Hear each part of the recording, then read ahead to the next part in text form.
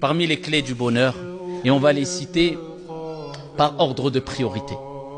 Il y a 3 clés. On entend souvent parler, mais est-ce qu'on les a bien saisies? Je ne vais pas m'attarder des heures, mais simplement, il est important de comprendre l'importance et la valeur de ces clés-là. Il y a ad-du'a. Ensuite, un degré au-dessus de dua. Il y a ad-dhikr, l'évocation. Ensuite, un degré au-dessus de l'évocation, il y a as-salah, la prière. Pourquoi ad-dhikr au-dessus de l'invocation? Pourquoi la prière au-dessus du dhikr? On va le voir, Inch'Allah. Nous avons dit précédemment que si tu veux le bonheur éternel, il faut le gagner, il ne s'achète pas. Et comment on le gagne? En gagnant l'amour d'Allah Azza wa Jal. Et comment on gagne l'amour d'Allah Azza wa Jal? وَمَا خَلَقْتُ الْجِنَّ وَالْإِنسَ إِلَّا لِيَعْبُدُونَ. Allah Azza wa Jal, il nous dit dans le Coran, je n'ai créé les djinns et les hommes que pour m'adorer.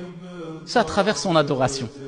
Et il n'y a pas d'action à travers laquelle le serviteur se rapproche le plus d'Allah subhanahu wa ta'ala et est le plus aimé par Allah subhanahu wa ta'ala, comme il est relaté dans le hadith divin, que ce par quoi Allah Azza wa Jal, ou que à travers les actes qu'Allah subhanahu wa ta'ala lui a ordonné de faire, les obligations, as-salah, as-siyam.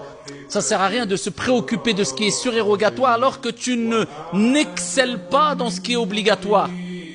Allah Azza wa Jal te rappelle que les actions qui te rapprocheront le plus d'Allah et te permettront de gagner l'amour d'Allah. Imagine-toi, Allah t'aime.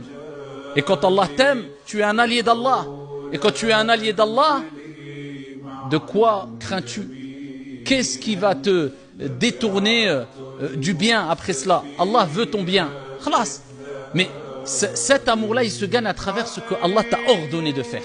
Concentre-toi par ce qui est obligatoire. Et c'est ce qui nous désole aujourd'hui. Tu verras peut-être une personne polémiquer des heures. Une personne apprendre la science pendant des heures chaque jour. Une personne prête à parler et exhorter les gens pendant des heures. Mais la base, il ne l'a même pas.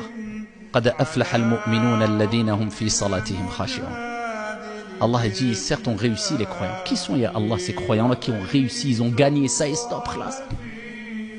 Celles et ceux qui sont humbles, qui ont cette concentration dans la prière. Cette personne qui va fournir énormément d'efforts dans des domaines, dans des sujets, alors que as-salah, il la bâcle. Et il fait peut-être la prière de l'hypocrite. Vous voyez l'importance de les priorités, al-awlawiyat. Concentre-toi par ce qui est accessible par toutes et tous. Parce que vous ne trompez pas.